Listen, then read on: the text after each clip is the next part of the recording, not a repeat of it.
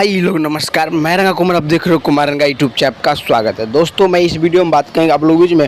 दो सॉन्ग क्यों छोड़ा, आप लोग बीच में बात करेंगे। क्योंकि दोस्तों इसलिए छोड़ा क्योंकि बता दूं कि दोस्तों वही जो सॉन्ग आप लोग जो फुल अड़हुल वाला था वो आप लोग ये डिलीट कर दिया गया है, जिसमें बता दूं कि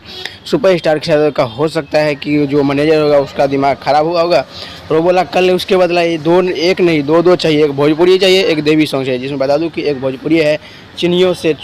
मीठ चूमा, चिनियों से मीठ चूमा, जिसमें वर्ल्ड वाइड रिकॉर्ड से आप लोग जो देखने को मिलेगा, जाकर देख सकते हैं। बहुत गजब का, बहुत ब्लास्ट का। और बात करेंगे आप लोगों के बीच में